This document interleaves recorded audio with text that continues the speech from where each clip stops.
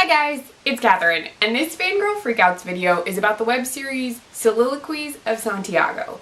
So, I'm just going to refer to it as Soliloquies because it's kind of a long title for the rest of the video, just FYI.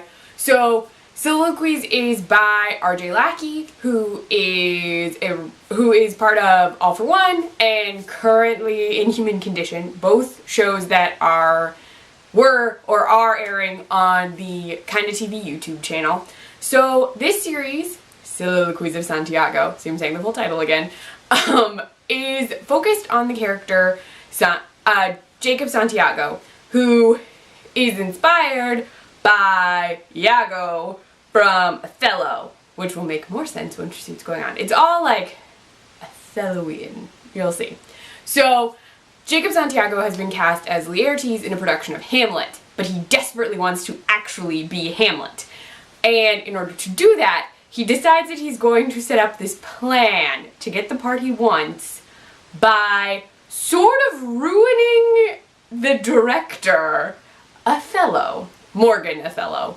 So Jacob and his friend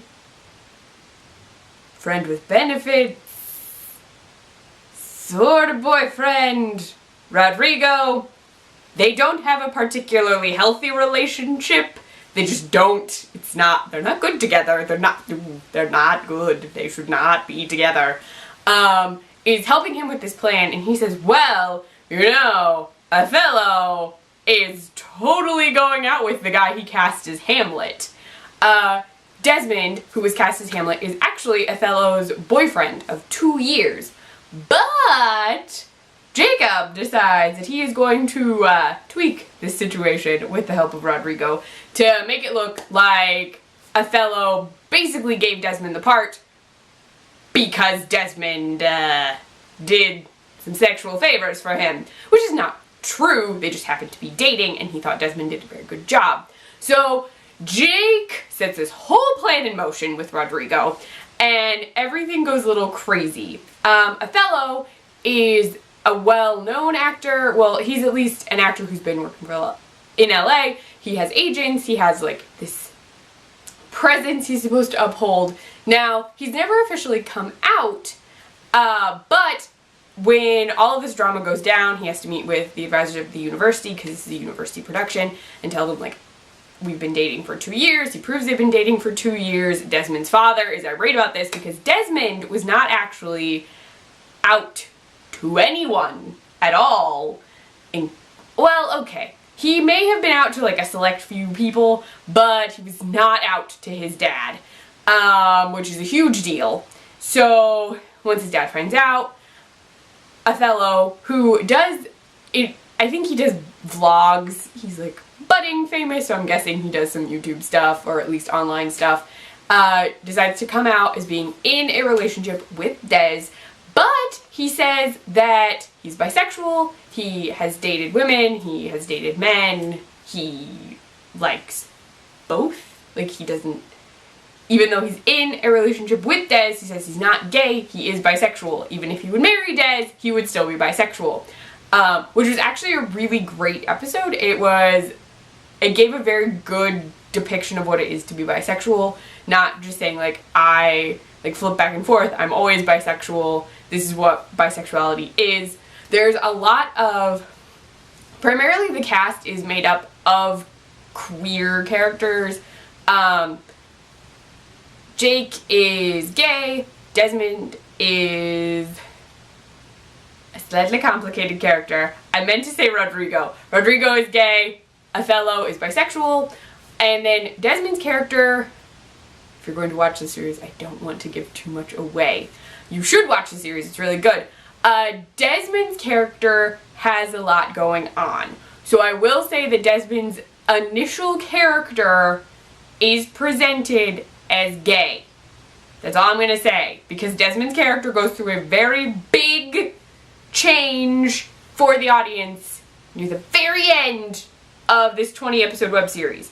So, it's like episode 4, is it 14? I think it's 14, where it happens. There's a big discussion. There is a moment in which Des reveals things to Emily. Jacob Santiago's sister. She is asked by the university after proposing some ideas to help deal with the Othello-Desmond dating situation. She gets hired on or asked to be like a counselor, sort of. She's supposed to be an intermediary so that should Othello and Des get into a fight or something, that Othello doesn't use that against Des at a rehearsal, or that issues don't arise between the two of them because they're dating, but also in this play together that's being presented by the university. So she's there, she's becoming friends with Othello and Des. She'd known Othello before. They'd actually been writing partners, so they'd known each other for a while. They worked on a play together, I think a play. It was produced and I believe filmed, but it's a script, so I think it was a play.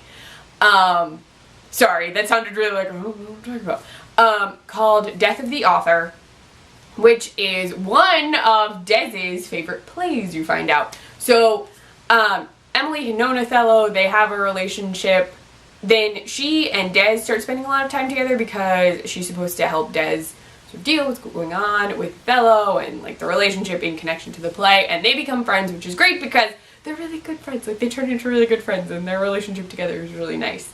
So, there's all of that set up. Rodrigo and Jake's plan gets crazy. Besides revealing the relationship and basically yanking Des out of the closet, because, well, a handful of people, I mean, we know that Othello knows he's gay because they're dating, so I feel like a handful of people probably knew, but he's been pulled in front of the public as the boyfriend of a relatively well-known in the area actor, and they just plan a lot of things. Rodrigo gets himself punched in the face on purpose. There's a lot. This plot gets very complex. Rodrigo and Jake make some very poor decisions, and you'll see at the end that you should not make plans without thinking things through, just as an FYI. So there's like 5 core characters. There's the character that's introduced who punches Rodrigo in the face, who is a friend of Othello's, who talks about how he wished that Othello had actually told him that he was bisexual instead of letting him find out in the media. So there are a lot of discussions of what it is to be, gay, to come out as someone in the LGBTQ plus community. So there's a lot of really good discussions of that within the series that I really enjoyed. There's also discussion of being trans in connection to one of the characters. I don't want to say who. I don't want to reveal the whole like big thing that occurs, but there is a discussion of trans, and so there's trans representation, which I really appreciated. I haven't seen trans representation in a web series at all, I don't think. Admittedly, I haven't watched like a ton of web series. I'm very behind in my web series watching, but I don't think so. I really don't. I can't think of one off the top of my head. Some television, yes. Web series, no. So this is the first time I've seen it presented in a web series. I really, really liked Soliloquies of Santiago. The plot is very interesting because instead of seeing it from the point of view of like a heroic character, we're actually seeing what the villain is doing, so we know what Jake is doing the entire time. We know his plot, we know what's happening, even though the other characters do not know what he's doing, which is an interesting take because a lot of shows focus on the hero, but this is flipped to the villain's point of view, so we always know the machinations behind what he's doing, even though the other characters do not. And I like villain characters, even though I really wanted to punch Rodrigo and Jake in the face. A lot. Like, there was one point I was literally scowling at Jake for an entire episode. I was just scowling at my computer. Because I like villains. He's a very well-developed villain. I like him as a character. I also would like to point out that I saw a little bit of Miller. And as Miller was connected to RJ, that makes sense that they would be similar in my mind. Santiago. Technically his name is Santiago. Jake is evil. He's doing very not good things. Rodrigo and him together are just not. I really need them to either find someone else to be in some form of relationship with, or they need to go see a therapist or something. They're not okay together. They're just not. Jake is patronizing to Rodrigo. Rodrigo really just thinks about sex a lot, and then he gets mad. I also think Rodrigo is racist, at least in some capacity, because it comes up. He insults Othello, who is a black actor. He makes like fun of him. He says, like, we've learned he says racial slurs later. I mean, he says it to get someone to punch him, but I feel like he's not a good guy. Like, I don't. He's a stripper, I think. He's gonna perform at a bachelorette party at one point, but there's a lot going on with Rodrigo that I'm not okay with. Des and Emily's relationship together is, I think, my favorite relationship. Des and Othello are also very cute together, but Des and Emily have a connection that, while it's not a romantic connection, but their friend connection is wonderful to see. I think Des is my favorite character, by far. Just Des. I just love Des. Des was a great character to watch. He's kind and sweet, but also has a lot going on and is like handling the stress of so many things all at the same time, and just, it's a lot. It's a lot of stuff that is being worked through in Des's character. So I don't want to reveal. I also would like to point out that some characters I may be using incorrect pronouns for, but it's partially intentional because I don't want to reveal the reveal thing that happens, and that would involve changing pronouns. So I'm not gonna do it, just so you know. The series is really great. I would say that it is for mature audiences.